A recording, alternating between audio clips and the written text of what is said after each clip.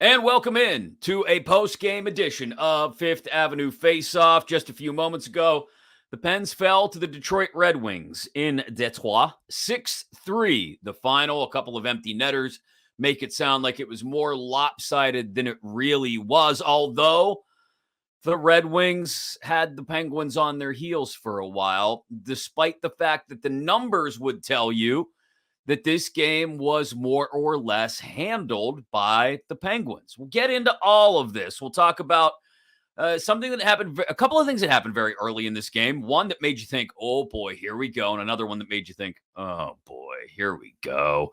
As well as one goaltender outplaying the other. And perhaps some questions already about those forward depth lines that were supposed to be retooled in the offseason and whether the retooling, I'll retool you, Christmas vacation reference, friends, is working or not. Hi, I am Chris Mack. You can see me if you're watching the latest episode of Fifth Avenue Faceoff on 93.7 The Fans YouTube page. And you can just tap a little notification bell right down that away, I believe it is. I'm pointing in that direction on the screen to be notified every time there's a new video up at the 93.7 The Fan channel on YouTube, including full episodes of Fifth Avenue Faceoff. If you prefer the audio-only version, although, I mean, you can't get a good gander at this handsome fella. No, seriously, if you prefer the audio-only version, go inside your Odyssey app, where you may be listening to 93.7 The Fan already, as well as all your favorite podcasts. Add Fifth Avenue Faceoff to the list, as well as Fourth Down in the Steel City and everything else we've got going on. But Fifth Avenue Faceoff will have you covered for the Pens a couple times a week, in particular weeknight post games. Yep, just like this one, a Wednesday night in Detroit. You want to make sure you are following or subscribe to the podcast wherever you get your podcasts, even if it's not in that Odyssey app. Make sure you're subscribed, downloading, and listening to the latest episodes. I certainly appreciate it. Producer Greg certainly appreciates it. Everyone at Odyssey certainly appreciates it. That you're hanging with me for just a few minutes here, pardon me, while we break down that 6-3 loss to the Red Wings. And let's start with a couple of early items that made you think this thing may be going one way or another, right? Early on, you get the continued chemistry of Evgeny Malkin and Riley Smith bubbling to the surface. Bang, they score right away. And, I mean, if you were like me, you thought, oh, here we go. It's really going to materialize, isn't it? We're really going to see Evgeny Malkin take all the pent-up anger and hurt and resentment from not being mentioned in that ESPN.com top 100 players list and turn it up, ratchet it up into what may be one of those truly amazing Geno-style games. It happened quick, just 53 seconds into the game. And at that point, yeah, here we go. It's time for the Geno show. Don't want to have an angry Malkin. Unless it's a drink, which, by the way, I don't remember all the ingredients that went into it. But my old friend Scott Paulson, you may remember him from the DVE morning show back in the day. He, alongside Eddie Crow, another old dear friend and colleague of mine who also worked at the DVE morning show, but I worked with both gentlemen at 1250 ESPN way back in the day. Old geezer radio story time, kids. Anyway, they came up with a drink. I believe it was during the 2010 regular season, 2009-2010 regular season. The year they were defending the cup they had won from the Red Wings, the year that ended with, I believe, a Sid concussion, of course, the Winter Classic, and then we had Geno's ACL. But leading up to that, the regular season was going just fine, kids, believe it or not. And they came up with a drink called the Angry Malkin. It was a lot like a Bloody Mary, I believe I remember, but spicier. Anyway, an Angry Malkin gets him started. His third goal of the season. Pens are on top, and you're feeling good. But then something weird happened. Klim Kostin takes a penalty for Detroit halfway through the first period. And now we're licking our chops, right? Because the Pens have carried the play for the most part. They just haven't been able to put another one behind the goaltender. And Ville Husso played out of his mind tonight. We'll get to that in a couple of minutes. But the Penguins get a power play opportunity, and I'll be honest, that first power play opportunity of the night, not much cooking. Not much cooking. A couple of shots that didn't get through. No real serious action at the front of the net.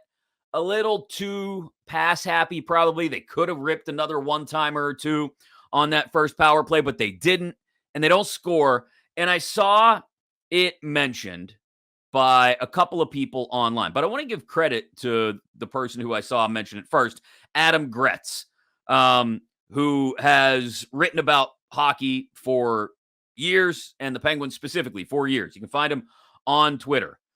He's a very good Penguins follow, so I highly recommend Adam at @Gretz, Gretz. Anyway, he made a good point. He said, I'm not saying this is the reason the game has gone this way. And this is later, once Detroit took over. I'm not saying this is the reason the game has gone this way, Adam tweets. But the Pens had a 1-0 lead with a power play and a chance to jump out to a 2-goal lead, but didn't even come close to scoring on that power play and have gotten the absolute crap kicked out of them ever since. Just not even competitive. And he's right. It felt like after that power play was killed off, the Red Wings took control. So the first 10 minutes or so, Penguins control the game. They get the power play. They don't really produce any offense on it or any noticeable threatening offense of any kind. And from there, all the way through the end of the second period, really, Detroit controlled play. And they controlled play more or less by simply keeping things simple. And the Penguins, well, they didn't keep things simple the entire time, and it led to opportunities going back the other way. In some cases, opportunities that Tristan Jarry was not able to stop. And that's the second point here. I'm going to circle back around to what Adam had to say and what several other people had to say. But again, I'm giving Adam credit here because I saw him verbalize it in the best, most crystallized way possible first on social media here this evening. I want to circle back around to that point in just a couple of minutes. But first, I want to touch on the goaltending because I mentioned Ville Husso, who played out of his mind, I thought. Just a fantastic game. Two of the goals scored by the Penguins tonight, I thought were absolutely impossible to stop. Just a snipe from Erik Karlsson, and then another beauty of a redirect from Brian Rust, who I'm thinking if there were, I would never accuse a professional athlete of using performance-enhancing substances, but if there were something you could take that would only affect your hand-eye coordination in a positive fashion and not turn you into a big, roided-up, muscle-headed freak, you could convince me that Brian Rust took it this offseason because that's at least the second, unless there's another one I'm forgetting, of two just remarkable deflections he's had in the first 4 games this season. But here's the catch. Other than the penalty shot save by Tristan Jarry, which was huge at that point in time, because I'll argue that was the impetus for swinging momentum back in the Penguins' direction. Penguins were on another power play later in the game. Riley Smith tries dancing 3 guys just inside the offensive blue line, has his pocket picked, goes back the other way. Chris Letang does his damnedest to get back, hooks the player with the puck, and before you know it, we've got a penalty shot. Andrew Kopp, his second in 2 games, I think, for the Red Wings. It didn't materialize. He didn't score on it. Again, a big save by Jarry in that moment, but that's it as far as saves that Jarry made tonight that you go, oh man, that's huge. We needed that. Again, this has been the story of Tristan Jarry since the very beginning. When the team plays well in front of him, he makes, his numbers are ridiculous because he makes all the saves, most of the saves he's supposed to make, right? And the ones that he's not supposed to make, he usually doesn't. And therein lies the rub of the Hold on. Let me do quick math here. Of the 23 saves Tristan Jarry made tonight, other than the penalty shot, I don't know if any of them left me going, whew, thank God he made that one. I didn't think he had that one, and we needed it. Meanwhile, UC Saros was down the other end of the ice. UC Saros. Ville Husso, sorry, me and Finnish goaltenders. They just, they're always on the brain. Ville Husso on the other end of the ice is making save after save that has you going, oh, come on. I can't even remember this guy's name. I thought he was UC Saros. He's not. He's Ville Husso. No, seriously. He's making saves that have you going, come on, man. We can't buy one tonight. And nothing crazy, sprawling, pads in the air or anything like that. But just saves on the kind of shots that you're used to seeing turn into goals. And they didn't, because Husso played exceptionally well tonight. He outplayed Tristan Jarry, because Ville Husso not only made the saves that he was supposed to make, Ville Husso also made some saves that maybe ordinarily you wouldn't expect him to make. And therefore, he outplayed Tristan Jarry. I don't want to make this all about the goaltenders, though.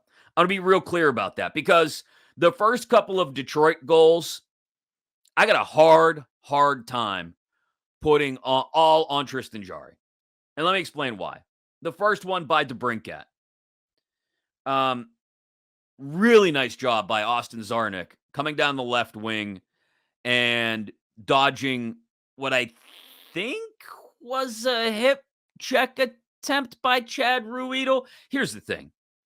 Chad Ruedel, when he's a seventh defenseman who plays 20 games a year and like 8 of them come in the same month because somebody's hurt, and you're really careful and you only give them like 8 minutes of ice or something like that. Okay, maybe not that few, maybe like 10, 12 minutes of ice time, is serviceable. But Chad Ruedel is not the guy I want trying to make that play. And it didn't work. And it wasn't all his fault. They were talking about him on the Turner broadcast on TNT, like he had done the right. I think he had done the right thing. I don't think he did. I think he overextended himself there. I think he's got to have better gap control. I think he's got to continue to stay with the man with the puck and in an attempt to take the play wide rather than cutting him off at that point in the zone. It just didn't make sense for me, him attacking the play at that point. And it led to him going down, Czarnik finding DeBrincat, and bang, there you go. That's one goal. Next goal, Ben Sherratt. And I believe this is the one where there was traffic in front and just nobody working. Ruedel, in this case, was on the ice. Nobody working to keep that traffic from in front of Tristan Jarry. And then he had the same thing on the third goal, which is the Andrew Kopp goal in the second period, where I believe it was Letang and maybe POJ on the ice at the same time. POJ's kind of floating out there, not really marking anybody. Letang's supposed to be marking the man in front of the net and really doesn't have him. There was just a lot of poor play immediately in front of Tristan Jarry tonight. And again, I don't want to put it all on the goaltending. I don't even want to put it all on the defenseman playing in front of the goaltender, because I think it's a little bit of both. They kind of, work hand in hand. But that third pairing, can we do something about that? Ruedel only ended up playing 9 minutes tonight. And speaking of guys who didn't play a lot, guy with the least amount of ice time tonight for the Penguins, Jansen Harkins, 8 minutes and 47 seconds. Jansen Harkins is a problem. They got to figure that out. Jansen Harkins may be a nice guy. I don't know. Haven't talked to him. But Jansen Harkins, from what I can tell, is not the answer to helping Drew O'Connor and Lars Eller. He's just not. That trio in particular was sub-zero on both Corsi and Fenwick. Shots for, they had 1-0 against. So maybe it wasn't resulting. The ice tilted away from them in a lot of shots, but it was generating a few chances against them. And those three only played together for about 5 minutes because that's all Harkins got at even strength. And there was a move toward playing Matt Nieto with O'Connor and Eller, and that was much, much, much better. Only 4 minutes of ice time together for those three, but they look much better than O'Connor, Eller, and Harkins did. Now, you take Nieto off the Achari-Carter line, and you run into some issues as well. These depth lines, they've got to start producing some offense. I talked about this earlier in the week, and as well as with our friends at Locked On Penguins. Patrick Damp and Hunter Hodes, they had me on as a guest the other day, asked what I thought about these depth lines. I said, hey, let's give it time. You know, they're playing 50-50 hockey at even strength. They hadn't given up any goals, or at least they weren't, even though they were getting beaten in time of possession. You know, these are lines that start in their own zone a lot. They weren't getting, at least as far as I thought, just eye test wise, dominated. But tonight was not good against the Red Wings. They got to figure something out. Radim Zahorna should have been on this roster and in this lineup at the NHL level from day one. I'm not sure what Mike Sullivan has against Big Z, but now's the time. I know we're only 4 games in. You don't want to go pulling plugs on people yet, but I've seen enough of Jansen Harkins. Get me somebody out there on the fourth line with the Achari and Carter who can both skate and use his size. Really turn that into the kind of line that can get under people's skin. And give me O'Connor, Eller, and Nieto. That's another one that just pesky. That's the key word for that. Pesky. Oh my God, why are these guys coming back on us again? We dumped it in. We pinned it back in the corner. We tried to start a cycle. My God, they got the puck away from us and broke it out anyway. That's exactly what O'Connor, Eller, and Nieto are. Achari Carter with some Big Z in the mix would be, my God, how do we keep getting the puck in the zone, but we cannot get anything towards the net for the life of us. That's what that line could be. You're not getting that with Jansen Harkins on the ice. So the depth lines still need to improve as well. And the third defensive pairing. Chad Ruedel cannot. If Chad Ruedel plays more than 50 games for this team this year, we're in a bad spot. Sorry. Again, nice man. Good in spots, but not the kind of guy I want getting overextended with blue line time for the Pittsburgh Penguins. All of this comes back around to, you know who I do want, by the way, before I bring it back around and put a button on this thing? You know who can have all the ice time in the world? Erik Karlsson. Man, Wednesday night in Detroit was one of the nights where you go, oh, that's why we wanted him so desperately. He carried this team in the third period. He damn near single-handedly authored a comeback from a team that was snoozing its way through the previous 30 minutes of hockey. He brought them back to life. That right there, that third period in Detroit Wednesday night is why you go out and get an Erik Karlsson. It's pretty. I mean, some of the stuff the skating, the passing, the shooting, the release. My God. Anyway, you can give him as much ice time as you want, and they gave him plenty. Karlsson, 28 minutes of ice time. Wow. 28 minutes. Man. And over 27:56. But over 24 minutes of that was at even strength. 3 minutes of power play time. I mean, get him out there. And in moments, he was out there with Letang in the third period. Do that, man. You're down multiple goals in the third period, and you feel like your boys are starting to buzz. That sounds kind of dirty. Sorry. You feel like your boys are starting to buzz. Get them out there together. Like back in the day when you used to throw the two-headed monster out there together, right? Crosby and Malkin on the same line. Do that with your top defensive pairing when you feel like you got a chance to get the snowball rolling downhill. And they had the snowball rolling downhill for just a second. And then it fell apart in the third period. And I shouldn't say the only, because I just outlined a number of problems I had with the Penguins tonight. 0 for 3 on the power play is not good as they looked at times on the power play. Carlson, third star, by the way, tonight, because of how well he played, and he did. A goal and 2 assists. He was far and away the best Penguin on the ice, the best player on the ice, to be quite honest.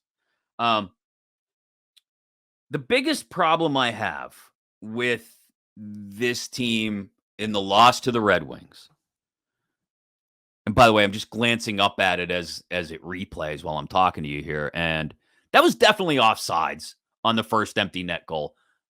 They couldn't get a good look at it. Here nor there. I don't think that necessarily saves the day, even if they get that call. But back to my original point, which is a bit of a rebuttal to the thought that not scoring on the first power play is what sank this team in Detroit on Wednesday night. If your guys are so mentally and emotionally fragile that not scoring on your first power play or not generating any offense on your first power play of the night creates this massive emotional letdown that sucks every ounce of emotion and momentum out of your bench, you got problems. Big problems. Like, I understand it being a letdown for a moment or two, a couple shifts. But what if your power play not generating offense is enough to sink the entire emotional level of your team for the next 30 minutes of game time? What's going on? Somebody's got to pick it up. And so that's frustrating to me. That belief, I guess you could call it, that if only they generate a little more offense on that power play, right? Then maybe, just maybe, they're able to do something, right? They're able to not get dominated for the next 30 minutes. Maybe the problem was with who they sent out there after that power play. In fact, if you look at it, and I'm just glancing at it real quick here, looking at the shift chart, because I didn't notice it at the time.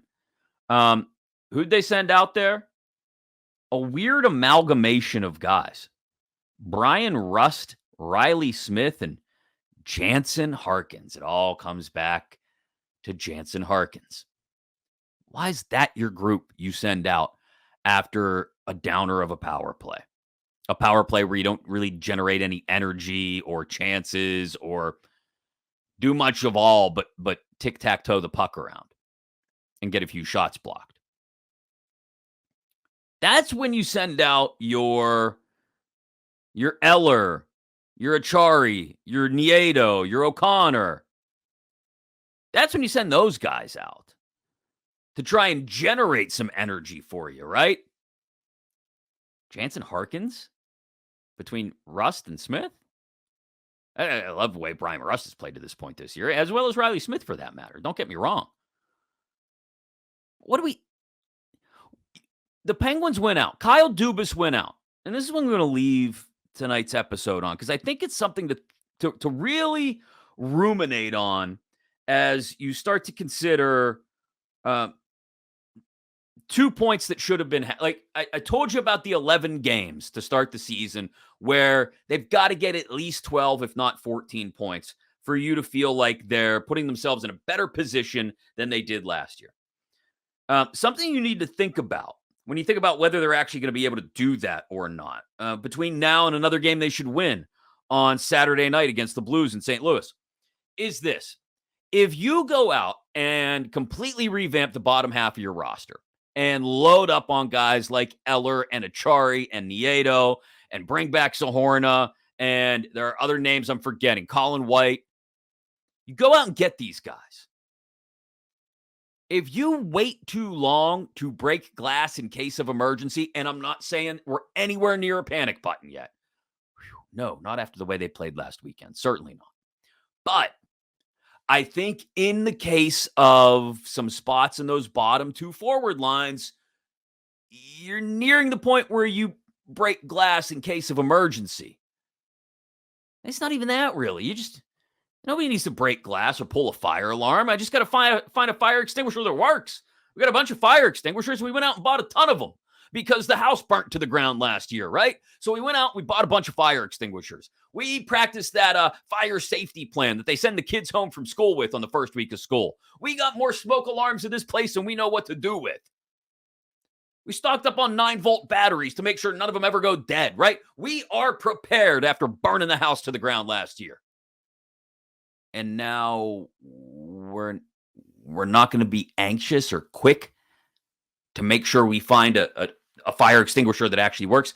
This fire extinguisher here, this one that says Jansen Harkins on the side, that one's not working. It's jammed or something. Throw it out. We've got this stack of fire extinguishers over here. Go grab the big daddy, the one that says Zahorna on the side. Let's try that one. And if that doesn't work, then you throw it back in the pile and you grab another one and you grab another one and you grab another one until at the very least the third or fourth line scores a goal. Is that asking too much? So look, I know we're going to talk a lot about the early power play failure being an emotional letdown. Valid point. I know we're going to talk, at least I'm going to talk about how they once again played soft in front of Tristan Jarry early on. They did. I know it's worth talking about that once again, Tristan Jarry got outplayed by the opposing goaltender, which he did by Ville Husso. And all of those things.